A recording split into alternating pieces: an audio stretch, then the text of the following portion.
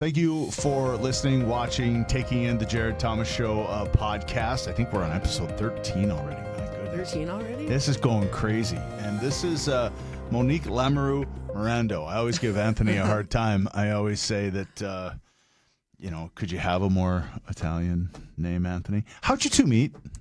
We met actually mine and Jocelyne's senior year at UND. So our strength coach with the national team, the world-renowned Mike Boyle, Anthony mentored under him and actually took over for him at BU men's hockey when he retired. And so when the men's team played BU our senior year, Mike texted Jocelyne and I and was like, hey, can you give him a tour downstairs, show him the weight room? We're like, yeah, sure. So gave him a tour, and then nothing really came of that. We just met him, showed him around. That was it. And then the following year for the 2014 Olympics, our team was we were centralized in Boston. So we were in the gym at Mike's gym, and then we would cross paths. A bunch of my teammates had already known him, and he had trained a couple of them. And then we just started chatting, and so the rest is history. It wasn't love at first sight then? I think for him, yes. The first time we went on a date, and we ended up staying wherever we were at for 4 or 6 hours and just chat. We didn't even end up getting food, and then we went out again the next night, and so, yeah. At what point was it 3 dates in and you were like, this guy's pretty cool?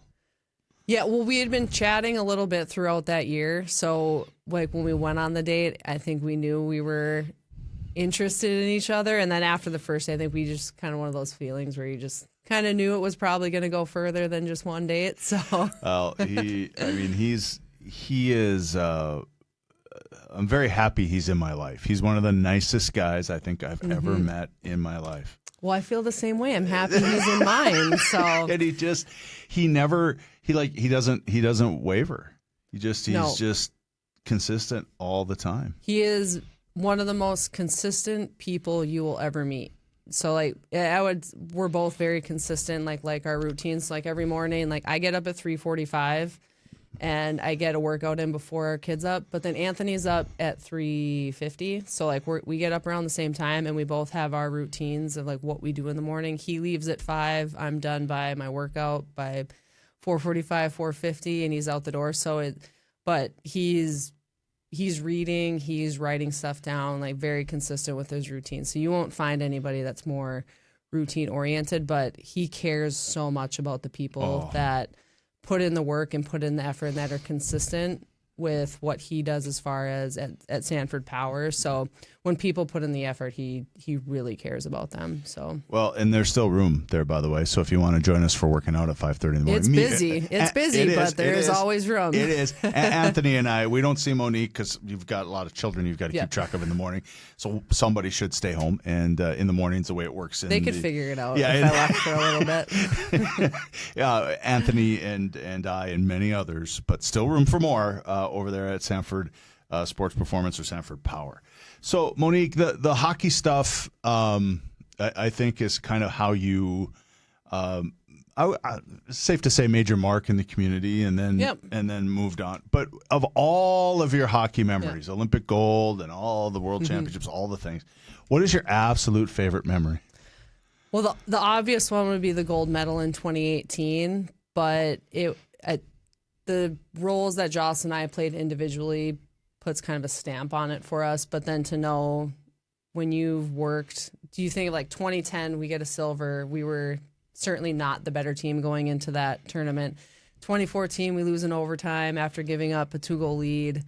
We were favored to win that one, so then to lose that way. But then the following 3 years, just with everything that our team went through with our gender equality battle and all of that stuff, to then go and then win a gold medal just in the fashion that we did, knowing all the work that goes into it. I mean, the Olympics are every 4 years, so you get to see, everybody else sees, the tip of the iceberg of what goes into it. And so to be able to have a moment like that when you know all the work and sacrifice, I shouldn't call it sacrifice, but everything that you put into it, to be able to have a moment like that when you're never guaranteed to win that gold medal at the end of the day. So to be able to have that, and then like our parents are in the stands, our husbands were in the stands, our aunt and uncle were there. So to be able to have that moment and then share it with them is pretty special. How did you know it was time to be done with hockey, though? Because you look like you could still play. Well, when you chase around 4 kids all day, it keeps you in pretty good shape. So after the 2018 Olympics, Joss and I both had our firstborns 6 weeks apart, Mickey and Nelson, and then we decided we were going to come back and play that following season. So we played in the 2019-2020 season, and our last game was in Anaheim, I believe. It was in California. It was like a week before COVID. And at that point, our grandma had passed away like the morning we were leaving on that trip. And then it was the longest we had been away from the boys at that point. So I think we were gone for almost 2 weeks. And it was really just kind of a shift in our mindset of, we know what it takes to be at the top. And if you're not all in being the best you can be as a player, as a teammate, and all the things that go into it, it's not worth it, and it tugs at you. So I would say we really had a shift, I think, in where our heart was on it after that point. And then COVID happened, like right after that, and then we didn't know when the next camp, the next whatever was going to be, and it was just really kind of I shouldn't say seamless, but we just knew it was like the right next step was to just step away. Well, you guys wore letters too, so you were in leadership. Yeah, on the hockey team. So. I was an assistant captain for 2 years. A long story why I wasn't in the 18 Olympics. We could maybe chat about that. But we were certainly in leadership roles, especially when it came to our negotiation stuff in 2016 and 17. Yeah. So I find that to be fascinating, because it was what made you grab that bull by the horns at that time. Yeah, so after the 2014 Olympics, that would have been considered Joss and I's first post-grad year, because we had been in college, so you have the support of your college team. So then after the 2014 Olympics, now we're training on our own essentially. You don't have the financial support of your college team. So I had moved back to Boston because Anthony and I were dating, and so I was like, I'm gonna play in Boston at the time it was the CWHL. So I played in a professional, with quotes, league for one season. We did win the regular season and the championship that year. So I got 2 $500 bonuses for my time. Yeah. But practices were twice a week in the evening. You had to pay for parking. I got extra ice in Stoneham because that's where we lived, at a public rink. And Lou was the ice manager there. And he's like, we have open ice. It's $20 to drop in. And no one ever showed up. So then after the third or fourth time when I was giving him $20, he told me, I think he felt bad for me and told me to stop giving him money. So I brought him a box of chippers one day after Christmas break. So I think everybody sees, they see the Olympics, they see the glamour side of that, when for 95% of athletes that are Olympic athletes, you do not make that much money. And so even after that season, Anthony and I had moved to Grand Forks, and then Joss and I were working together. So at the time we were over at All True, but it's now kind of transferred over to what Sanford is now. And so Joss and I were working as strength and conditioning coaches. Jocelyne was, she was working with UND women's hockey. So we were training, working, getting up at 5 a.m. to go train groups like the group that you're in now. Joss and I trained that group for 2 years. So you just think of what you're putting in, and you're one of the best hockey players in the world. And we're like, this should not be this hard to make ends meet. When I was going to tournaments or camps, I was losing money because I was a flex time employee over at All True at the time. So I was not making money when I was at camps, because all we would get is it's a $2,000 stipend a month from the USOC. That's what any athlete gets. That's the top amount you can get paid. That gets taxed. So that's the only really support we were getting. So we very quickly were like, this isn't right. We got the contact info for John Langle, who represented U.S. Women's Soccer at the time. Jocelyne cold called him. It's like, hey, Mr. Langle, can you? So after a quick conversation, he was like, I know what you guys make. I know you can't afford me. So I'm going to talk to some people, because he works with one of the top law firms in the Philadelphia area. So he's like, we can probably represent you pro bono. And they did. And so we went through a 2-year negotiation process. Jocelyn and I were in every single sit-down meeting. I was sending out team updates or updates to the team. Jocelyn was as well. I was, say, her secretary because I would proofread emails and write emails and all the things. And so the one thing that we had leverage over was in 2017, we were hosting the World Championships. So if there's ever an event you're not going to go to, it's going to be that event. So circle it, because if push comes to shove and you guys don't make the progress that you want, that's going to be an event you don't go to. So was there buy-in from everybody on the team? Yeah. So when Jocelyne and I think, knew it was probably going to come to that. I think everybody else, a lot of people held out hope, but it wasn't just our immediate 23 players on the roster. It was the entire player pool, which was about 90-something players. And then when we knew that the time was coming that we were going to have to let more and more people know, Julie Foudy, who's a legend soccer player, works for ESPN, she goes, make sure you talk to everybody in your player pool because they will try and replace you. And that's exactly what happened. So we said and what we were asking for was a livable stipend. So we're not asking for 6 figures. We're just asking so like we don't have to work 2 jobs and side jobs and all the things. And then to be supportive of, if the men's team is traveling first class, we're traveling first class. If they're paying for a family member to go to World Championship, you're paying for one of our family members. If the U18 boys team is getting World Championship rings, our U18 team. Just equal. Yeah. So at the time, Jocelyn, we had won 4 World Championships. We had 1 ring at the time. And then by the time we finished, we had 6. And then we did eventually get them all, but we had to like push just for like something that's little, but it's pretty symbolic, I think. So we say we're not going to the World Championships. None of us got on our planes to go to the pre-camp. And then USA Hockey slowly started calling. They bypassed like our immediate player pool because they knew they weren't going to go. Then they went to the U18 players. Then they went to all U.S. college-born D1 players, a D3, all the way to like, what's the word I'm looking for? Club teams.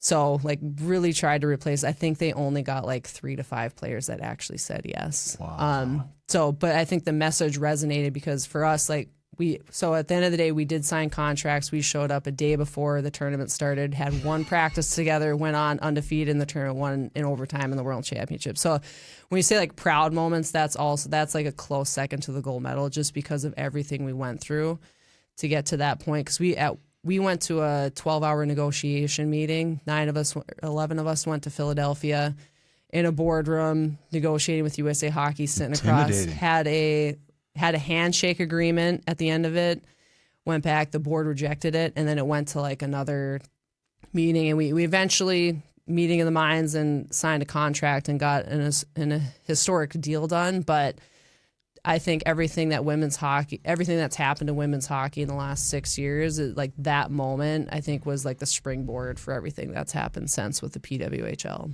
Yeah, well, and we'll get to that in a second too.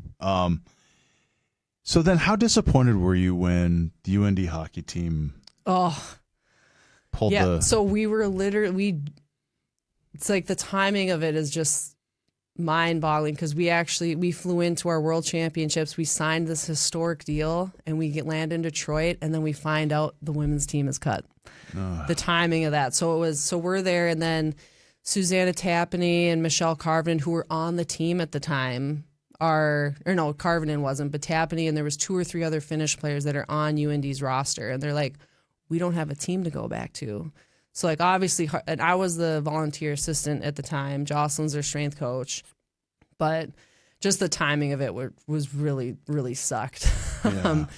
So yeah, I mean, it's really unfortunate that you have a premier hockey facility, college hockey facility, and you don't have a women's team that plays out of it anymore. So So you guys start your college career in Minnesota. Yep. Just moving on. And then, I read a quote someplace, and I don't remember where. It'll be in the show notes because I know I clipped the article to put in the show notes. where the decision to come home was because Brian Idalski was hired as the head hockey coach. Is that accurate? Well, no, he was the coach the year before, but a friend of ours actually, so we had signed a lease to go back to Minnesota. So our full plan was to go back, and someone right before we went home asked Jocelyne and I, if you won a national championship with Minnesota or the Sioux, what would mean more? And we're like, UND, obviously. And I think that question really was like, is this really where we want to be? And it was like this simple, matter-of-fact question that really made us have a hard question, or made us really look within ourselves, like, do we want to make a change? And UND at the time had finished bottom half of the WCHA, and then we ended up transferring. We called Brian. We're like, "Do you have room for us?" I think he probably said he that, made room probably.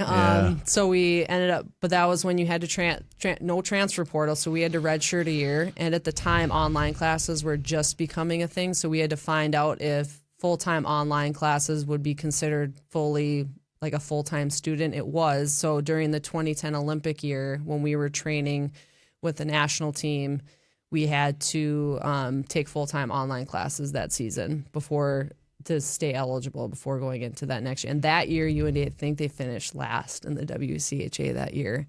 Did you ever look at your sister and go, "Oh boy"?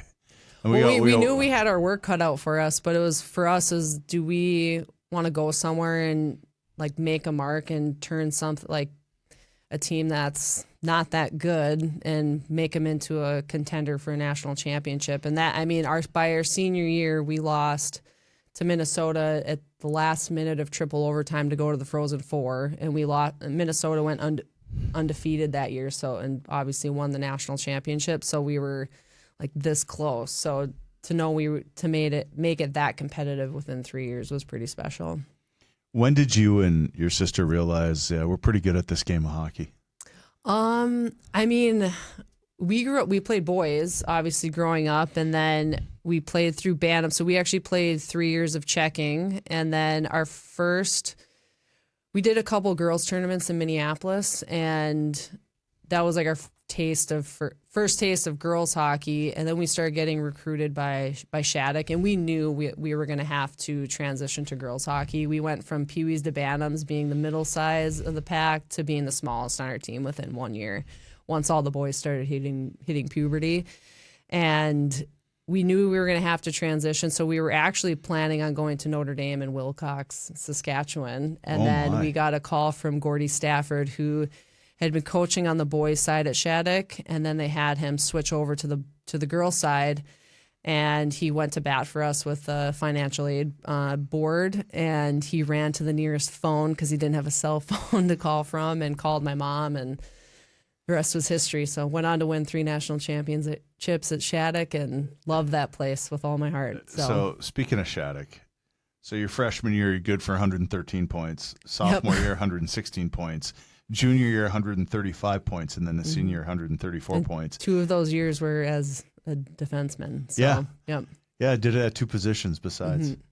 Yeah, I was used to in high school, like if I was playing forward and there was special teams, I would just walk to the other side of the bench because I'd play special teams at D. So it was just natural for me to be back and forth. This is crazy. And then at UND, 107 points in 59 games.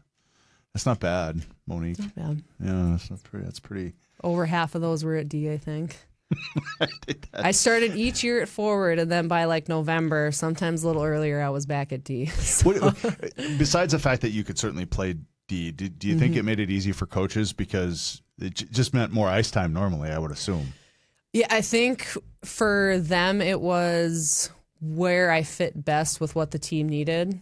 And Brian always asked me, are you okay with this? And I was like, if that's what we need to win games, I was fine with that. And then for me, I got more ice time, obviously, because you can play more as a defenseman. So when switching from forward to D was almost like easier, like conditioning wise, I thought, 'cause I could feel like I could stay out there forever on a shift, especially if you were like in the offensive zone. So I didn't mind switching back and forth. So where did So you referenced earlier getting up at 3:45 in the morning. Yep.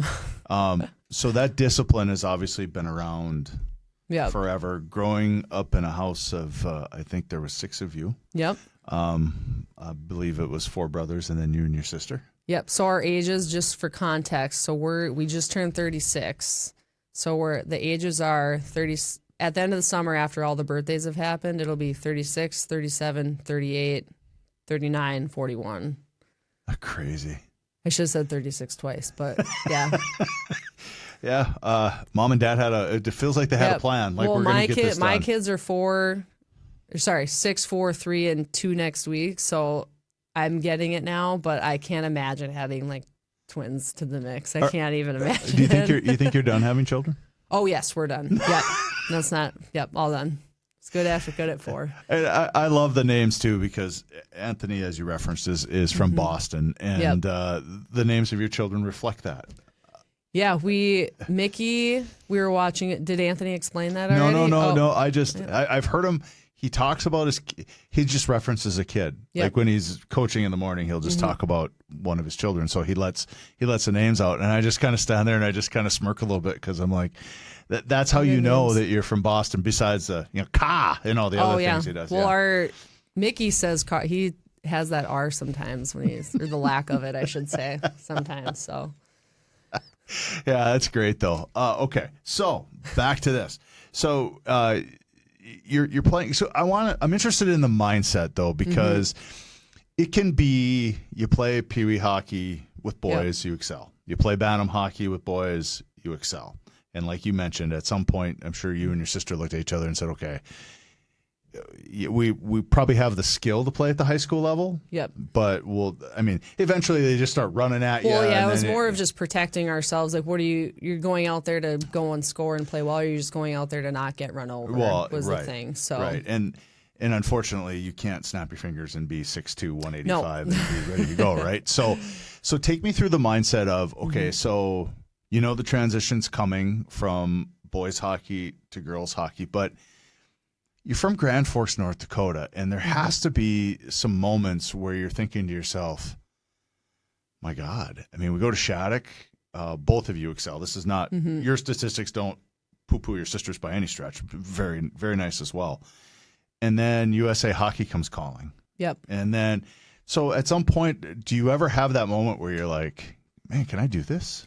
So our first experience with the national team, we were juniors in high school. We went to the 4 Nations tournament. I don't think they do that tournament anymore. And so we were 17 at the time. Hillary Knight, that was her. She was 17 too. She's about a week younger than us.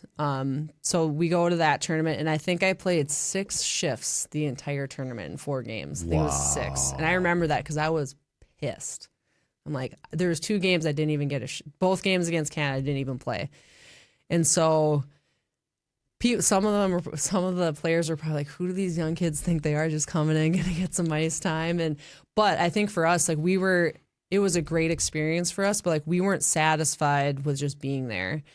And I think from a young age, so obviously our dad gets credit for like the athleticism piece of it, because he playing at UND, he won 2 national championships, coached a bunch of our youth teams. But our mom was a good swimmer in North Dakota, and then she swam at UND for 2 years. But after she had all 6 of us, she went on to run like 25 marathons and ran 5 Bostons.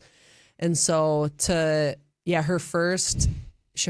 goal for her first marathon was to get like under 4 hours. I think she did that. And then she just trained for a year before she ran another one. And then her best time was like a 3:16, which is like a 7:30 mile pace, that's insane. Unbelievable. So, but growing up, we saw her mom, she would get up at 5, she'd go run like a 10-mile run and then be home like when we were all waking up. So I think seeing that,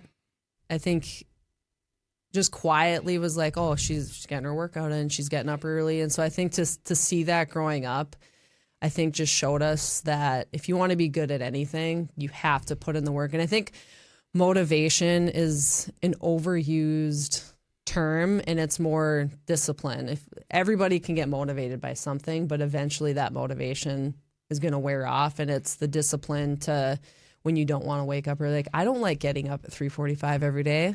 I certainly would love to sleep in, but I know if I don't do it, I'm not going to get my workout in, and then I'm going to be irritated that I didn't get my workout in. So I roll my ass out of bed and I go get my workout in. So and for Joss and I think we, from a very young age, we had a weird level of discipline as young kids, and just knew that in second grade, Jocelyne did a report or a little school project that said, what do you want to be when you grow up, or what do you want to do when you grow up? And it was like, I want to be in the Olympics with my sister Monique.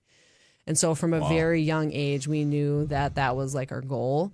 And so whatever it was that we were doing, we were ultra competitive in it, but hockey just ended up being the sport that we loved and gravitated towards. So, but what's also so fascinating, at least to me, is because okay, discipline, check, effort in the workouts. Yeah, Anthony will also echo because there is a moment there when he's training you two, right? Yep. And he says, I mean, never had to, like, didn't have to fire you up, didn't have to get. No. I mean, you guys showed up. Let's go. Let's work. It's go time, right?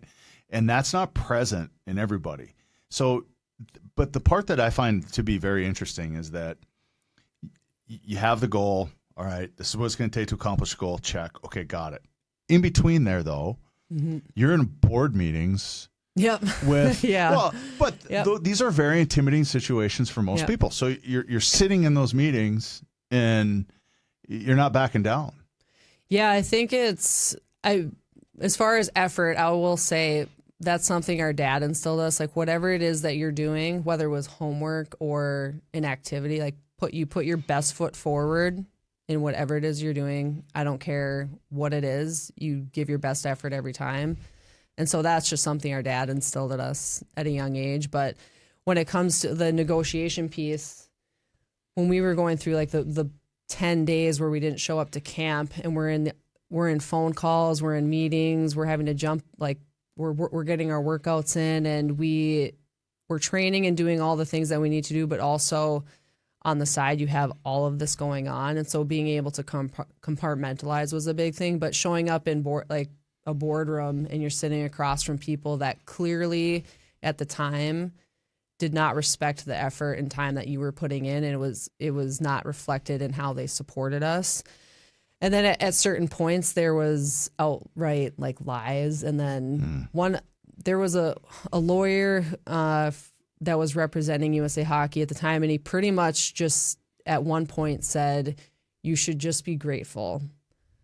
And I paused and I ended up interrupting him in the meeting. I go, "This has nothing to do with us being grateful. We're all very grateful for the opportunity that we've earned to represent the U.S., but this has more to do with you supporting us and allowing us to be at our best." And so I think when people say stuff like that, or if people have a misconception of, "Oh, you guys want millions of dollars or hundreds of thousands of dollars," like, no, we just want to be able to train and play at the way that you guys expect us to in order to perform as elite athletes, which we are. Because at one point they said, "Well, you guys don't have to train." When you're not, I'm like, "Oh, well, if I want to be on this team, I better be." So I mean, to think back at what we had to go through to make that. I mean, Anthony was there. He got a front row seat to everything that we were dealing. Like, we'd be jumping on conference calls at night because people would be working during the day. And then when we were going through our negotiations, I remember we were sitting in the parking lot at the Olympic sheet at the Ralph, and we're like, "Hey guys, we got to jump off. We got to go train and skate. We'll have our phones on the bench. Like, call us if you need anything."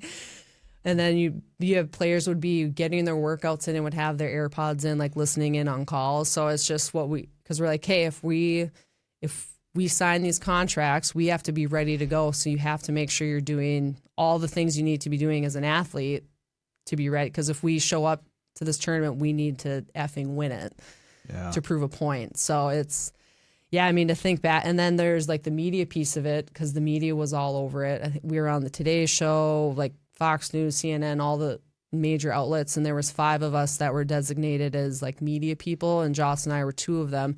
So all of the media was getting filtered to us on top of that, like doing interviews, podcasting. I guess podcasting wasn't really as big quite back then, but jumping on like TV interviews, all radios, all the things. Oh, sure. So yeah, it was It was crazy. And you never, I mean, did you just take it? And we were working. I was working, and then we're working our normal jobs on top of that. Did you just take it as it came? Like it was like, it sounds like it was like drinking from a fire hose for a period of time there. A little bit. I think some of us, I remember Joss, I think I went to Dairy Queen and Qdoba at one point because you're stressed out. So like when I get like super stressed, I don't eat. I won't like want to eat. Then I just lose my appetite. So I think at one point I was like, I got to go get like a Dairy Queen and a burrito. And then some of the players were playing in they had like their league championships. So like they're playing in games and all this is going on. But it was stress. And then our parents, like we told our parents to get insurance on their flights, and we're like, they didn't know why. So then eventually, like right before our boycott happened, we sat them down and, hey, this is what's going on. And then in the middle of all of it, we were at my parents' house, and our dad said, well, what if they replace you? And then what happens? And then Jocelyne she just matter-of-factly just said, she goes, well, you know what? I can rest my head on my pillow at night knowing that we're doing the right thing. And then my dad was like, okay. And that was pretty much it. So, man. So you're playing against the other best in the world. Yep. And you're standing out. Was that like a hell yeah moment? Like all the work, all the time, all the negotiations, all of the other stuff. Yep. This makes it all worth it. Yeah, the hashtag, because we were trending on Twitter for a little while, and our hashtag was Be Bold for Change. And so when we got, I think at our first practice, but then at the first game, you saw a bunch of little girls had signs with that slogan on it. And so to see that, and then just the amount of support that we had was really cool, because we knew gotta win it now. Yeah, absolutely. And so we knew right away that in public opinion, we were winning. Right away, USA Hockey made a few missteps in how they approached it, and some media releases that they did, and so that didn't help. So to know that we were able to sign these landmark contracts, even there was maternity benefits in them. No previous players had those guaranteed in a contract. Well, there wasn't a contract to begin with, but so just to be able to have everything in writing, and then to know that everyone was pretty much on our sides was pretty cool. And even, I mean, for us, we benefited from the contracts for 2 years. So knowing that what we were going through wasn't like, we benefit, for a little bit, but ultimately it really set the stage moving forward for the next generation. Do professional hockey teams call it all? Us? No. Yeah. No, I think, Brian got the new job in Vancouver, so the PWHL expanded to Seattle and Vancouver, so he got the new head coaching job there. And so I had shot him a text saying congratulations, and then he made a comment about there was a Finnish player who had 3 kids years ago, and then she came out of retirement and then played in the 2018 Olympics, I think it was. He goes, you would make a better comeback than so-and-so. And I was like, I'm laughing, but I think you're being half serious. And I think he was too. But I'm like, I don't think that's going to be happening. The only time I get on the ice is to coach little kids right now. So yeah. Well, okay. So I'm sure you had why come home? Like what brings you and Jocelyne back to Grand Forks? Well, I think Jocelyne got married to Brent Davidson, who was a player at UND, and he played a couple years overseas, and then he's from Morton, Manitoba, which is 2 hours away. So I think with them, they knew right away that they were going to be in Grand Forks. And then when Anthony and I were dating and we were back in Boston after the 2014 Olympics, he made it pretty clear that he wanted to raise a family and not in the city. And so we just had conversations, and he was willing to make the move. So I'm very grateful for that. But now we live over in East Grand Forks right now, and so people had a lot of questions about that. Why would I move over to East Grand Forks? Weird, isn't it? And I'm like, I didn't realize it was a big deal. But when Anthony asked me if I'd ever consider it, because we had been talking about potentially moving, and you moved halfway across the country to be here. I could move on the other side of the river 10 minutes away. I think that's fair. So I didn't realize it would cause like a big conversation in the community sometimes, but well, yeah, I think we love it over everybody there. assumes that your 4 children are likely, I think Anthony has shared with me that they're certainly very active, and they seem to be inclined towards athletics, or at least those kind of, and that, I mean, whether it's hockey or basketball or track or something else, are going to be athletes. So I'm guessing, being a former East Sider myself, that they're going to want to keep those children over on East Side. You know, I mean, we're putting them in any activity that we can fit in the schedule. They show right now. They show a little interest towards. Yeah, so like Mickey's doing basketball and baseball right now. He loves baseball, and That's so good news. he likes hockey. Sonny loves being on the ice, and so honestly, whatever they love to do is what will give them opportunities to pursue. And if that's hockey, great, I can help them with that. If not, then that's okay. Did they know Mom was an Olympian? Yeah, Mickey gets it a little bit. Obviously the little ones don't, but we had a little outdoor rink this year, and I helped coach. So I helped coach the termite group.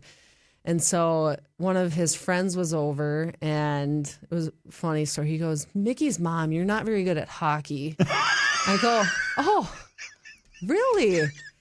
And so I go over to my medal, I call it the junk drawer. So I keep my medal in a sock, which people are always surprised you keep it in a sock. So many athletes do it because it's easy to like travel with it if it's in a sock, as opposed to it's like big case. So I pull out my purple Nike sock, and I go, "Dash, have you seen one of these before?" He goes, "What's that?" I go, "That's an Olympic gold medal." So I had to show the 6-year-old that I was pretty good at hockey one day, and we got a good laugh out of it. But yeah, it was funny. So, do you ever, you and Jocelyne, ever wear them to Christmas just to flex a little, to show, the family? No, we should sometimes, but we did this year. Jocelyne's outdoor rink at their house, it was much bigger than ours, and so our brothers were hounding us to get on the ice with them to play some 2-on-2. And so Anthony took our little ones home. And then Jocelyne and I put sweatpants over my jeans that I was wearing at the time. I'm not getting changed all the way for this. So we go out there. Jocelyne pulled out some of our USA jerseys. I think Jocelyne was wearing her Olympic jersey. So we'll play. So we played a quick game up to 3 against Pure Paul and Jock, and we did win. So you weren't surprised though, were you? Well, I'm like, "Please don't hit me in the shin. I don't want to get a puck off my shin. Please don't." And Pure Paul's known for throwing some indiscreet elbows here and there, and Jock can get a little chippy. So I'm like, "Please don't send one of us to the ER." But we did win. So, growing up, it must have been mayhem, chaos most of the time. Well, I mean, I see my household, and so I think adding 2 more into it could only be more chaotic. So.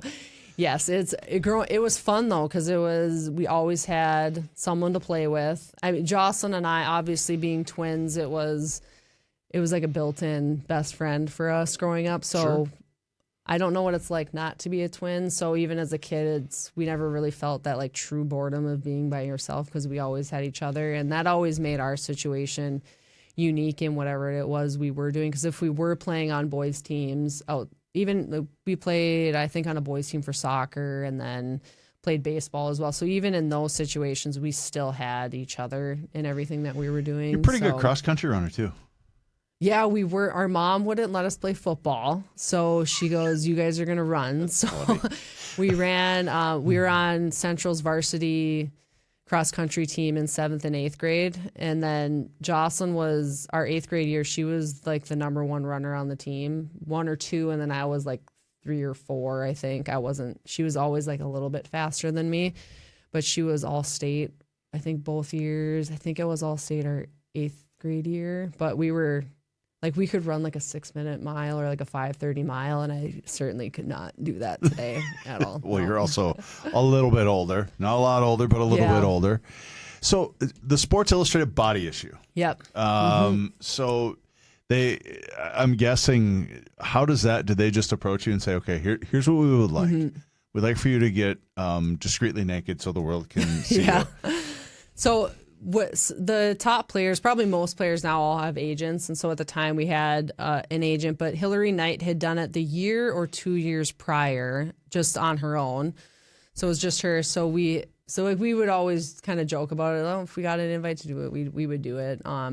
So it was 6 of us that did it. It was Hillary Knight, not Hillary, Megan Duggan, Casey Bellamy, Alex Rigsby, and then Brianna Decker, and then the 2 of us. So it was 6 of us. So it was, I would say ESPN, the way they handle it's beyond professional. So like anybody that doesn't need to be in the area is not there. It was, I will say, it was the coldest I've ever been because that rink was already cold to begin with. So we were cold. But it was, put some skates on naked, like please. for okay. I mean, even 6 years ago, it's the strong is beautiful, I think was a big thing. The Me Too movement was kind of up and running, or that whole thing. And so to, I think, show girls that you can be strong and beautiful, I think is so important, because especially in the day of like social media, and I think especially for young girls, like emphasizing with girls, and just I think they're always comparing themselves, especially if you're on Instagram or TikTok, whatever it is, you're always comparing yourself. And so to be able to show girls that like, hey, you can work hard, you can be strong, you can do all of these things and still be feminine, you can still wear makeup and do all these things. I think was it the ESPYs were the other day, and Alana, oh, what's her name? She's the rugby player. She did Dancing with the Stars, and she's a very built like rugby player. She's strong. I imagine she's strong as SHIT and is just a beast out there on the field. I've seen a couple of clips of her, but she's beautiful. She's like, she did Dancing with the Stars and is getting dressed up and loved it. And so I think to give that message to the younger generation, I think is big, important. So you did play, you referenced it earlier a little bit. You played 1 year pro hockey, the $500 bonus checks. And you know, I saw an article or two with the laser focus it takes to put a podcast like this together.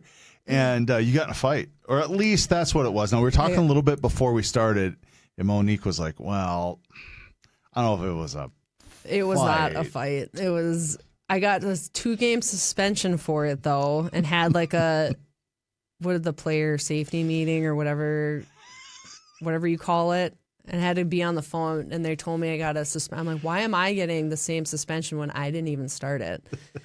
Anyways, because we were playing, I think it was the Brampton Thunder, I think that's what they were called, and we were winning by a lot in that game. And the other player, it was more of a pushing and shoving match.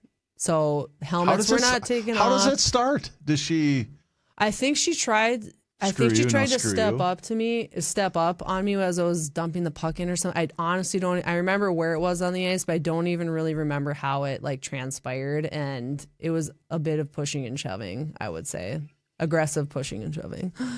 But yeah, that was silly that I got suspended for 2 games for that. So now you're a realtor. Yes. Yep. And how much time do you spend talking about hockey, and when people figure out who you are, is there a little bit of will you take a picture with me type stuff? I don't really lead with that. So one of my first clients, they were younger, they were in their 20s, and they didn't know I was in the Olympics until he had asked why I was in South Korea, because I had something about South Korea, and I was like, oh yeah, when I was there, I was in so-and-so. And then he goes, oh, why were you there? And I was like, oh, I was in the Olympics. And he goes, what? And then had to explain it. But yeah, so we retired, and then I had kids 2, 3, and 4. And then our book had come out right before I had Sonny, which was 2021, I believe.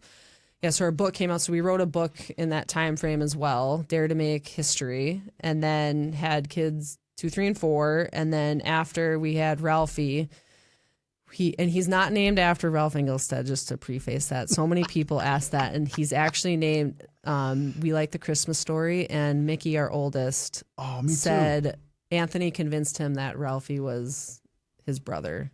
So then when I was pregnant, he goes, can we name him Ralphie? And we liked it, so we stuck with it. Oh, why not? Anyways, so after I had Ralphie, I was like, okay, when they're in school, I'm going to want to like transition into something. And we had talked about doing some rentals, and then someone asked me to, Kim at Remax was like, why don't you just get your license? And then I looked into it, and a few days later I'm taking the class, and I jumped in, took the 90-hour course, got my license pretty quickly. And then I actually just switched over to this week, switched brokerages. So I'm actually working with the Elm Group, brokered by Real out of Fargo. So we have an office downtown at the 701 building. So I'm really excited about that opportunity. So that's fantastic. Do you find, do you like selling houses? I like the process, and I like working with different people. And I mean, buying and selling, for most people, it's the biggest transaction or asset that they're going to have in their lifetime. So I understand like the weight that comes with it, even though it's what I'm working on a daily basis. I feel like I understand like the stress points that people go through. I mean, we moved in September. We sold our house, and then we're in a rental for 2 months with 4 little kids, and then moved into our house. So like recently personally went through it, and I get the stress that goes with it, especially when you have little kids. And so I feel like I have a good empathy meter with people and read people really well. And literally every day is different. And sometimes that's awesome, and sometimes it can throw a wrench in things, but I really like that. And it's competitive, so it kind of like gets my competitive itch a little bit. And so I also know that the realtors I know, they're certainly not afraid to sell the house that they're living in. And they think nothing of moving. Now, you have little kids, so it might be a little different for you. No, I love our house and have no intention of moving and selling it anytime soon until Anthony if somebody or old, rolled dead in, and gray. Yeah. If anybody rolled in and said, Monique, I'll tell you what, I'll give you, I don't know, much more than what the market value is for it. That's a hard no. You couldn't convince me right now. Not a chance. I would do that. So you know what? Let's just we should just finish this. We should just finish this part off by just asking you. I mean, if people do want to get a hold of you, how do they find you? Do you prefer a text or a phone call? Or yeah. So I answer my phone. I did set it outside the office for this, so if it does ring, I'm not answering I appreciate it. But that. Yeah. So my number is 218-779-0610. So I take calls, texts, email. My new email is monique@realelmgroup.com. But you can find me. I'm very active on Instagram, and actually just rolled out some new content stuff that I'm doing. So my content on Instagram, so it's Monique Lam 7, or you just look up Monique Lamoureux. It's very community based. So I'll be I put updates, like whatever's going on in the community, I'm updating. It's like usually a 30 to 40 second quick video of what that is, whether it's the new drone sites that went up, the new water treatment plans that they're proposing. Trying to think, I can't remember what today's was, but yeah, anything and everything Grand Forks, East Grand Forks community. And then if it's like major state stuff, I'll throw that in there too as well. And then activities on the weekend. So yeah. Did you and your sister ever consider, say, one going to Minnesota, one coming to UND? No, we were heavily recruited by Minnesota and Wisconsin, and we visited both. And when we were at a game, we just kind of had the feeling that Minnesota was the right fit for us at the time. And so for us, it was never a conversation of us going to a different school. And we would do our pros and cons lists, and they were always the same. And so it was just making the decision that we knew it was the right fit for us at the time. And so, yeah, it was. But if one had said, look, I'm really feeling Wisconsin, and the other one was like, well, no, I think I'm really feeling Minnesota. I'm not sure how we would have navigated that. Thank God that didn't happen, I guess. Yeah, I'm not a twin either. So that bond, though, is like, it's real. Yeah. When we went to Shattuck, we assumed that all twins operated how we operate. So there was 4 or 5 other sets of twins there at the time, and we were all boarding students. So when we went to move in, they gave us keys to 2 separate rooms, so we had different roommates. We're like, wait, no, we share half of our stuff. We have to be in the same room.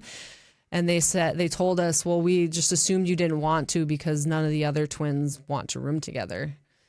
And we looked at each other like, well, we need to be in the same room. So they switched our rooms and it was fine, but we just assumed that they were all best friends. And there was two of the sets where they did not get along, or they'd had totally different sets of friends. And that's just, Wow. I think even for twins, we had that special bond of just always doing things together. And I mean, I was on the phone with her for like 20 minutes earlier because Jocelyne's actually at a USA Hockey, their 19s camp, helping out with the strength and conditioning stuff this weekend. So she's filling me in on all the stuff. How was TEDx Fargo? It was cool.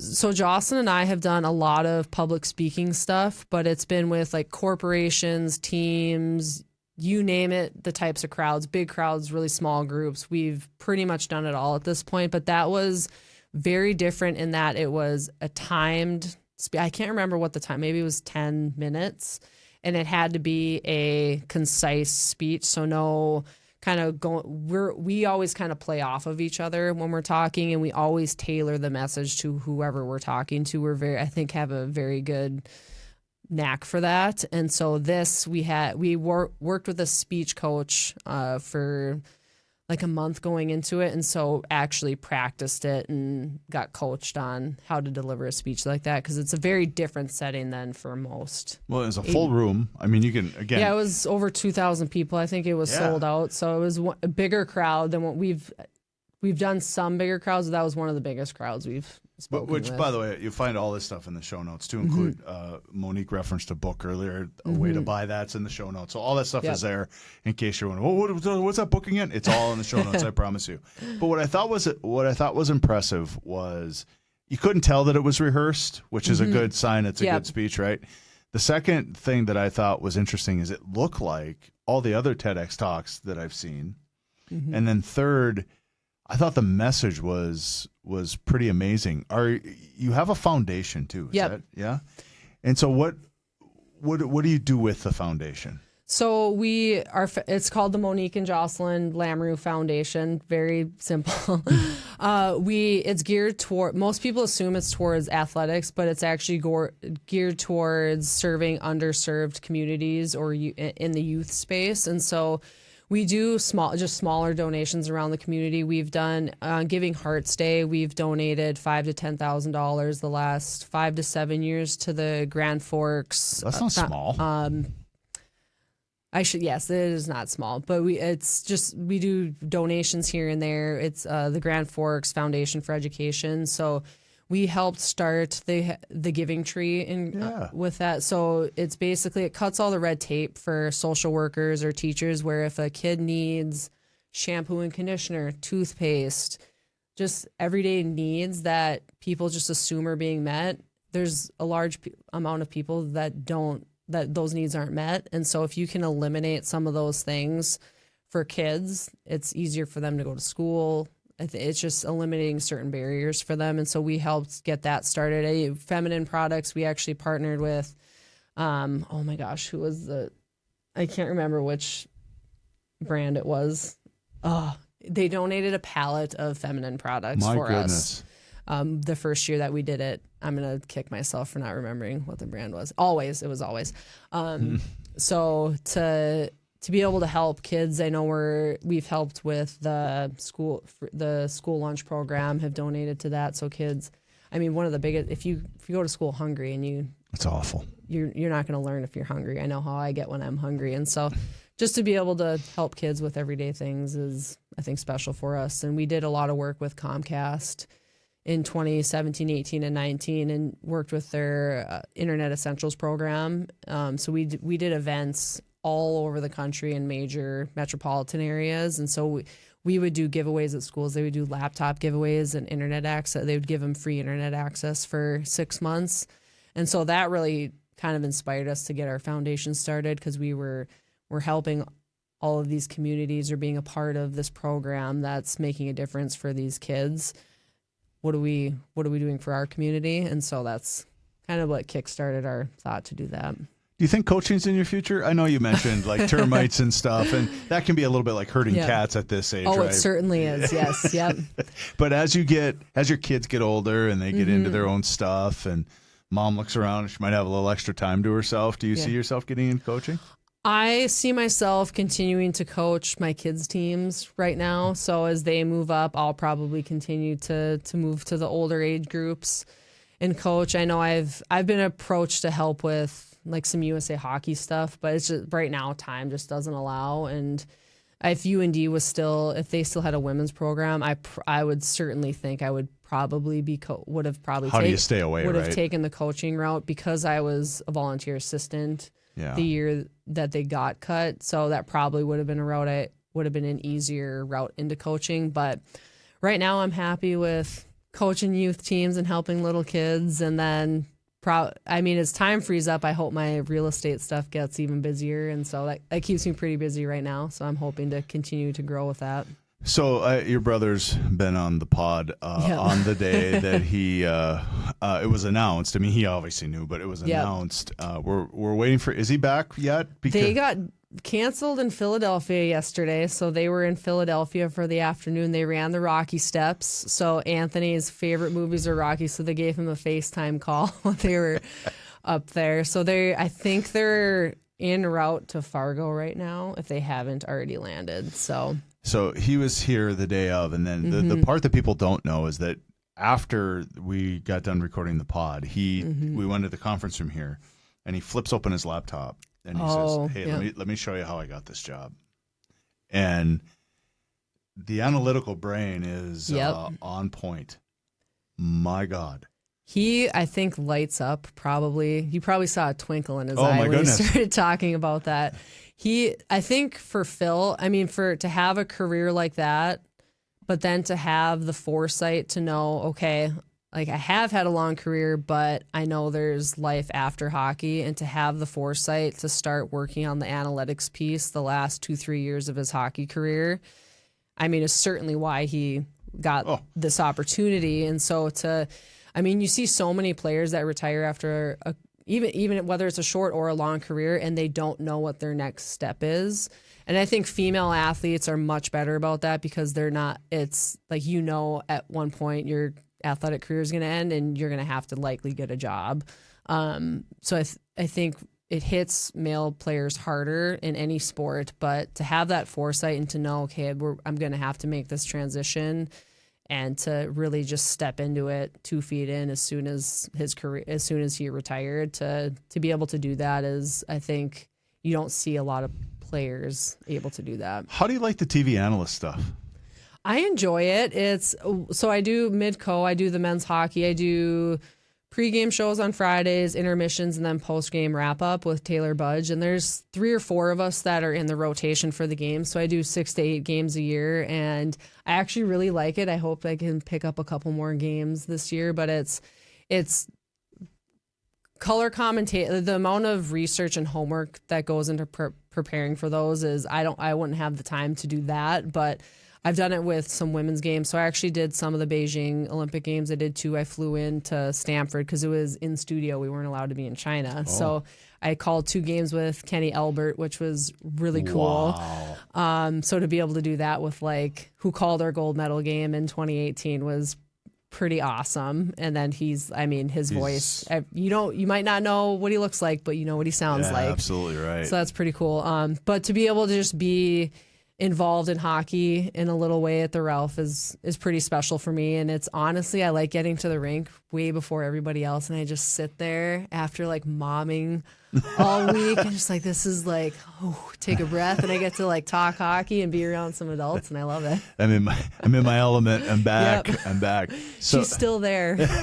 So Phil was telling me, because I asked him, I just said, so you're playing goalie. Mm-hmm.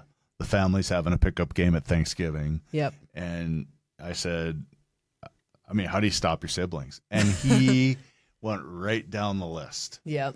And he said, I think he said Jocelyne would try to stick handle too much and go around him. And then I do believe, because again, we chatted about this briefly before we started today, but it was, I think he thought you would go low blocker side. Yeah. Or 5-hole. So that's about right. Of the siblings, he seemed to have the most trouble with you.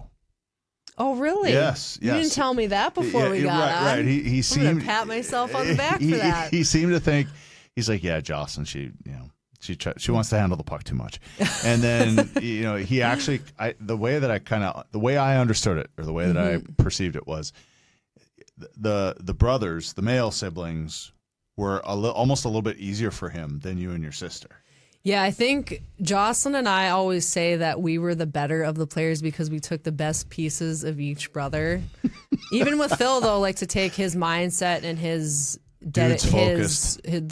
attention to detail, I think we took a little piece of each brother and like mashed it into the hockey players we were. And so with Phil, though, like I think with Joss and I, we always, whenever there was goalie worlds for whatever team we were on, if the goalies were having a session, Joss and I were chomping at the bit to be able to go and do the goalie sessions because you're getting a ton of shots in, you're working on certain drills, and then with Phil, I remember one summer he had hurt his knee, so he was just getting back on the ice, and we were out on the main sheet on the roof. I think I shot like 300 to 500 pucks on him, but it was so controlled because he was just getting back into it. So it was just like all these to his glove hand, all the blocker, and I think I maybe scored like 3 goals the entire time. But whenever we did sessions with him, you had to work to get any type of chance. And so it was such a good challenge for us.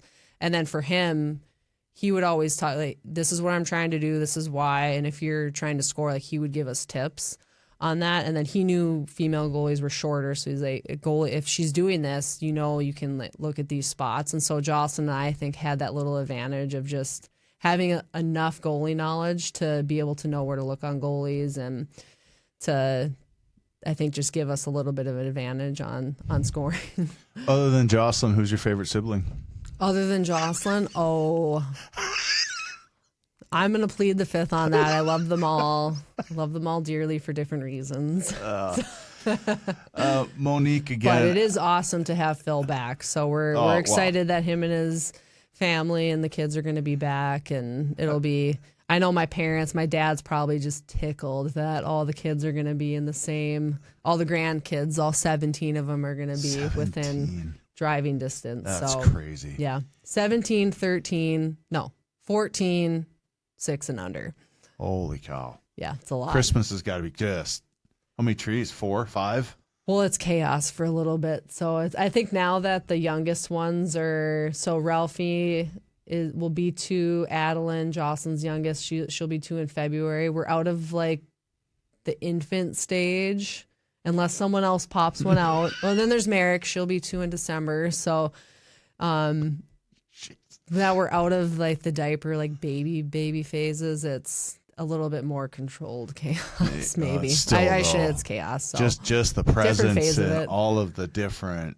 We don't do presents for everybody because otherwise it's just it's going to drain your wallet, and then it's just too much. So it would be 4 hours opening gifts. My goodness. Yeah, it's chaos. Yeah.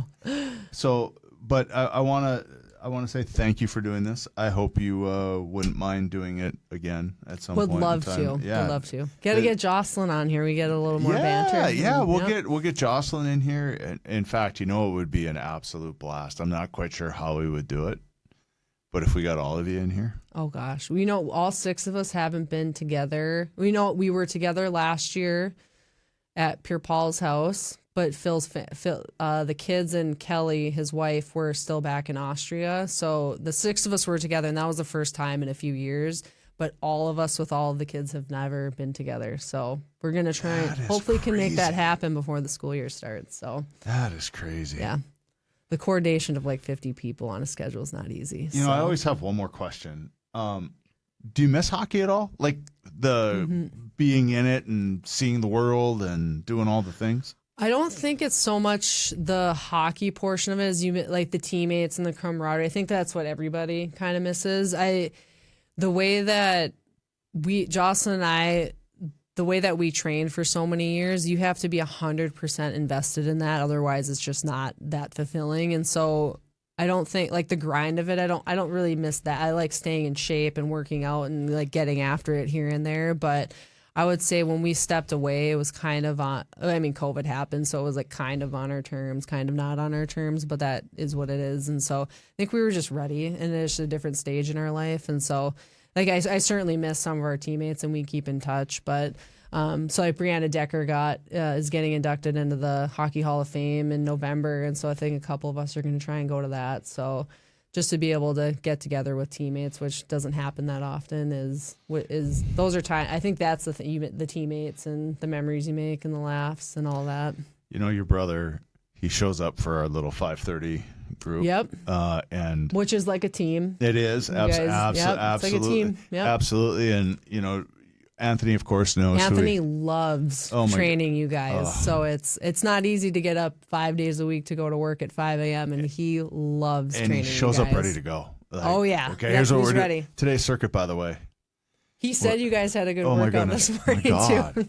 But Phil shows up, and, you know, we start with some stretching, mobility, but Phil's like taking his foot and putting it in his lower back. Yeah, and you're like, who is this guy?